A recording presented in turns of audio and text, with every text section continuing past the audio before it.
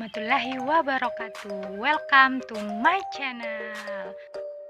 Jangan lupa di subscribe dan klik tanda lonceng untuk notifikasi jika ada video terbaru. Hai adik-adik, kali ini kita akan membahas sebuah materi terkecil yang sangat menakjubkan di dalam tubuh kita. Materi tersebut terdapat di rambut, mata, kulit, organ dalam, dan lain-lain.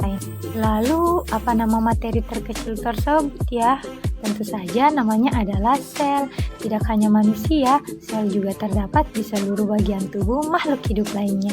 Apakah kalian tahu mengapa sel selalu ada di setiap bagian tubuh makhluk hidup?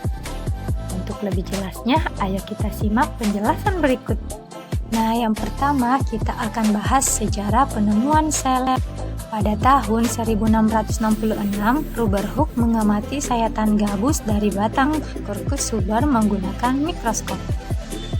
Ia menemukan adanya ruang-ruang kosong yang dibatasi dinding tebal dalam pengamatannya. Robert Hooke menyebut ruang-ruang kosong tersebut dengan istilah seluler atau sel.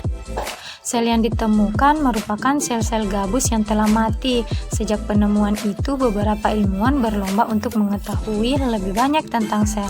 Lalu, ilmuwan Belanda bernama Antonie van Leeuwenhoek merancang sebuah mikroskop kecil berlensa tunggal.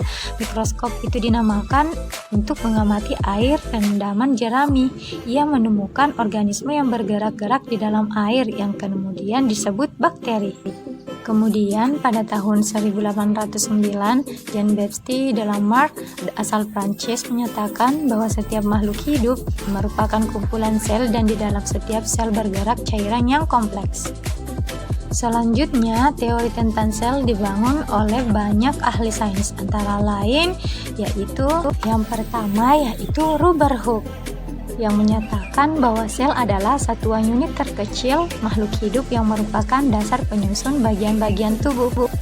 Dan Robert Hooke adalah orang yang pertama menemukan sel.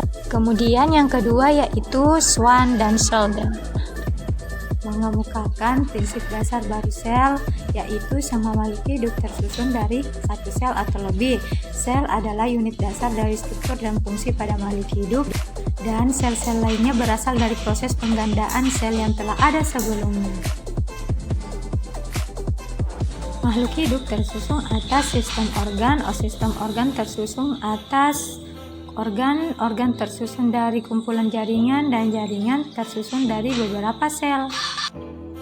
Berdasarkan ada tidaknya membran sel, tipe sel terbagi menjadi dua, yaitu prokariotik yang tidak memiliki membran inti dan eukariotik yang memiliki membran inti.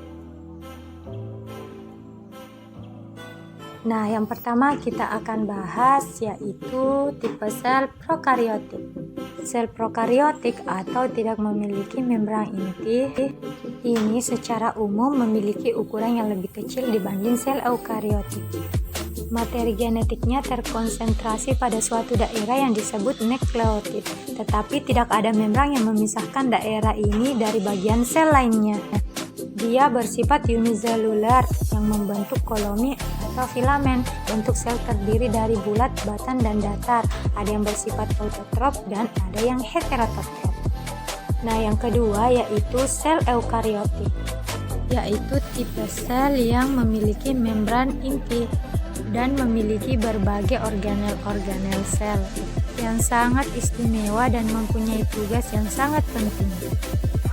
Ada nukleus yang mengandung materi genetik, yaitu DNA yang menipal yang harus dilakukan oleh sel dan bagaimana sel akan melakukannya.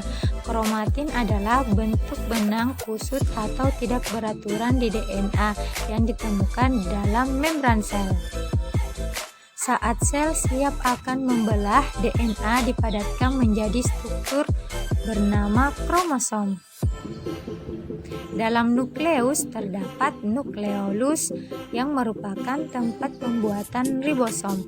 Lalu terdapat nukleus yang bertugas untuk membuat ribosom. Ribosom ini bertugas yaitu untuk mensintesis protein. Di luar nukleus, ribosom dan lainnya melayan di daerah sitoplasma yang merupakan cairan seperti jeli. Ribosom melayang dengan bebas di sitoplasma atau melekat di retikulum endoplasma atau yang disingkat dengan RE.